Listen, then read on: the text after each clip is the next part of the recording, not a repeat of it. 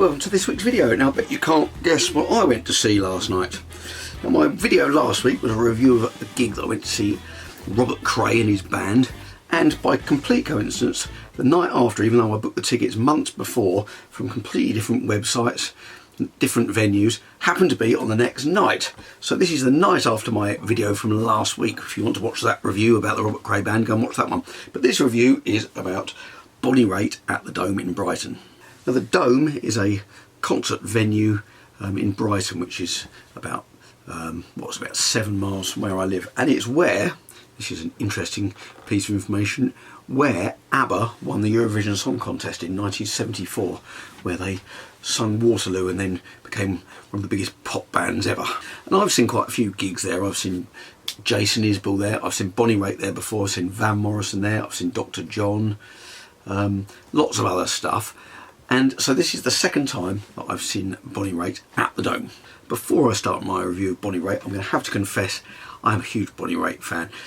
The first time I heard her, I believe, was about, I reckon it was 1989, maybe 1990, maybe the year after that. It was around that time anyway, when Luck of the Draw had come out, and somebody played me Something to Talk About off that album, and I thought it was one of the coolest songs I'd ever heard.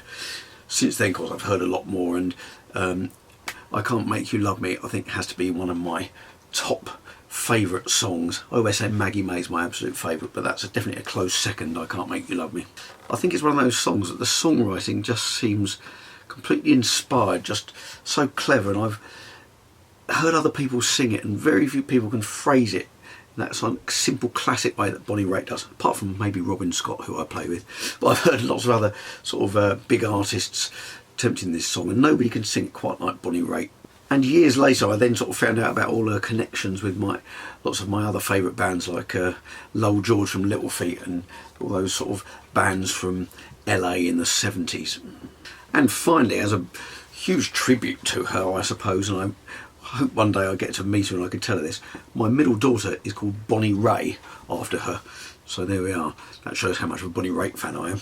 So even more of a bonus for this gig was John Cleary was her special guest. Now I've seen John Cleary twice before.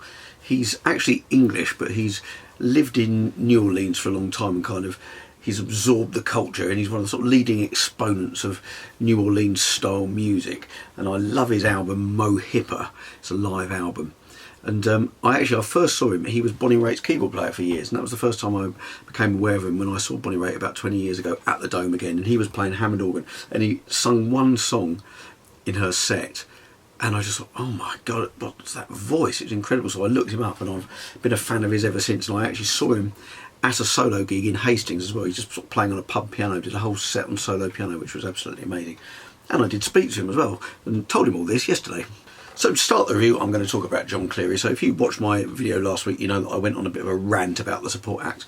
No rant required or coming up for Jon Cleary, because he's absolutely brilliant. I love his voice. He's got this kind of raspy, smoky voice, and he has a bit of a kind of American drawl, which he softens when he starts talking about being English and stuff. But I think he's so immersed in that culture, and it comes out in his voice, which is pretty cool. I quite like it. It's not like he's putting on an American accent. It's just like that seems to be comes out the way he talks and like the way he plays. The whole thing sort of rolls into one. So as with the Robert Cray gig the night before last, I wasn't allowed to film, but I wanted to put some tiny little snippets on this video.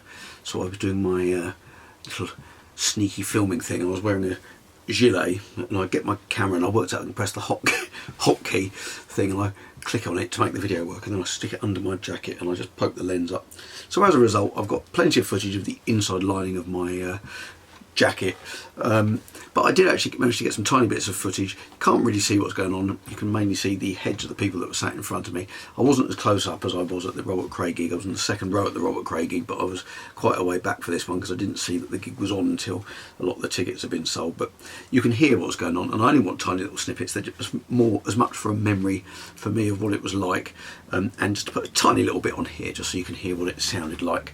I don't want to put loads on or give the game away because I wasn't supposed to be filming anyway, but I'm going to show you a little clip of some of his amazing piano playing. He's brilliant in that kind of style. He plays sort of funk and almost ragtime sort of stuff, jazzy, all those kind of influences, those New Orleans influences on the piano. So it was a solo piano slot he did as support. So I'm going to show you a little bit of that just so you can hear his piano playing and his amazing voice.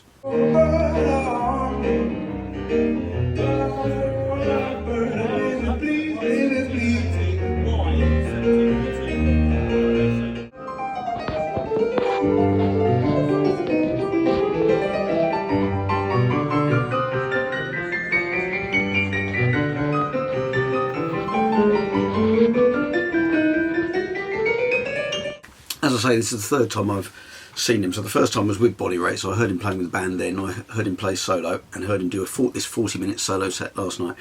And his band are going to be playing in London next month, so I'm going to hopefully go and see that. I've just looked and most of the tickets have gone. There's some restricted view ones, so I'm debating today whether to get a ticket, but I'd love to see him with his band because, as I say, I love that solo album. And I actually spoke to him in the interview. He was out signing CDs, which I have to confess I didn't buy a CD, mainly because I haven't got a CD player anymore, really, apart from in my car where I don't ever really listen to them. But Glenn, who I was with, who I showed on my video last week, in fact, here's a clip of him further down the road from me, because we didn't go together. I bought this, then I told him I was going and he bought a ticket at a later date. But he bought a CD and I quickly chatted to John and I got my photo with him. So here's a photo of me with Jon Cleary. And it was quite funny. I said to him, this is the third time I've seen you play. And I said, are you doing any dates with your band? And he told me about the one at Ronnie Scott's coming up. And then I said, which seemed to surprise him, I said, have you still got Eddie Christmas on drums? And he went, no, I fired him. So anyway, he's got a different band at the Ronnie Scott's. I looked it up today, but looking forward to that. The other thing that happened at the end of Bonnie Raitt's set, he got up, he did a couple of songs in the middle of Bonnie's set, did a duet with her, and then he also got up and played guitar right at the end, which was pretty cool. I didn't know he could play the guitar, but he's a very fine guitar player. He was playing a very strange, what looked like a homemade guitar, so I'd like to know more of that. I did overhear him telling somebody what it was, but I didn't manage to earwig quite well enough to find out exactly what it was. So then it was time for Bonnie Raitt's set, and she wandered on. She's so cool. She just sort of slowly wanders on. The rest of the band walk on, and it's a slightly different band from when I first saw them. It was George Marinelli on guitar. Guy had big hair, and immediately I thought, that guy hasn't got big hair. And it's Duke Levine on guitar now, and I can't remember the name of the keyboard player, but the keyboard player was Jon Cleary last time, so it's a Canadian keyboard player now, and it's, I believe, the same bass player and drummer from when she was there 20 years ago. And the funny thing was, I saw a friend of mine, Dave, who's a drummer who I've known for a long time, who was kind enough to introduce me to some people I met in Nashville. He introduced me to Ray Flack when I went out to Nashville about 10 years ago. And he was actually there as a guest of Duke Levine, the guitarist, which he told me in the break. But I was in such a rush to get back in because Bonnie was about to start. He sort of told me, and I didn't clock that Duke Levine was actually the guitarist because I assumed it was going to be George Marinelli again.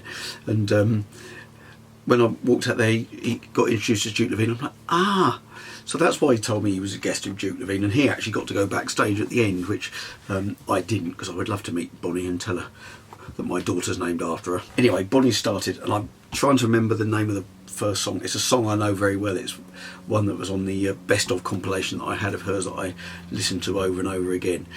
And she just came out, and the band sounded fantastic. Her slide guitar and her voice, it sounded better than I'd remembered, better than I'd imagined. It was more raspy than I remembered. It seemed to be raspy over the whole register in a really good way. And then at the end of the first song, she started speaking. She sounded a bit raspy when she was speaking, and she was immediately after the first song drinking out of this cup that was on her mic stand. And I was thinking, oh no, maybe she's got like a sore throat, or she's tired from her gig the previous night or something. I was a bit worried that her voice was going to last. Didn't need to worry at all. It just got stronger and stronger through the gig. It had that rasp, and it just stayed there, and she didn't drop a single note for the whole set. I think she even sounded better and stronger than she did 20 years ago. I mean, she's 75 now, so I'm going to show you this tiny little clip here just so you can hear what it is, mainly of the person's head who was sat in front of me, but just so you can hear how good Bonnie sounded.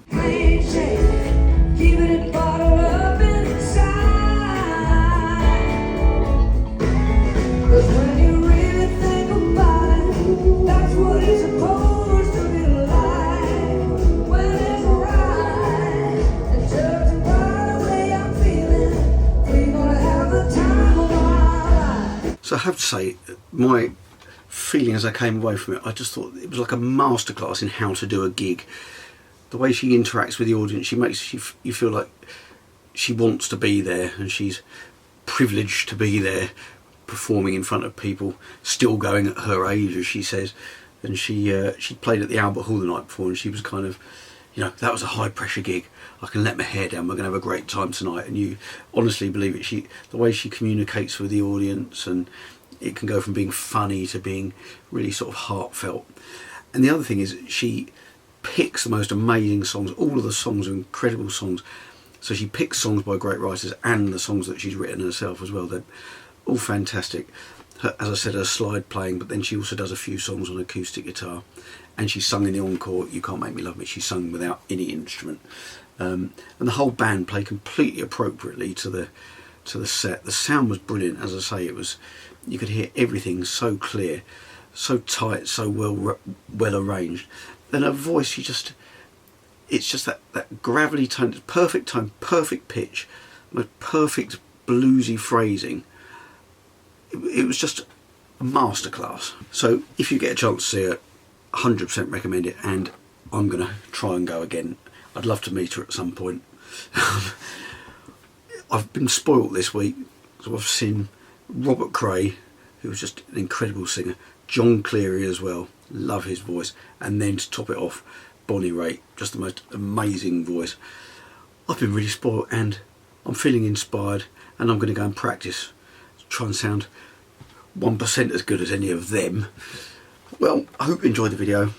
I'll bring out new videos 7 o'clock UK time every Friday, so I hope to see you next week. Thank you to the UK for treating us so beautifully, and for our final night here. We hope to come back and see you again very soon.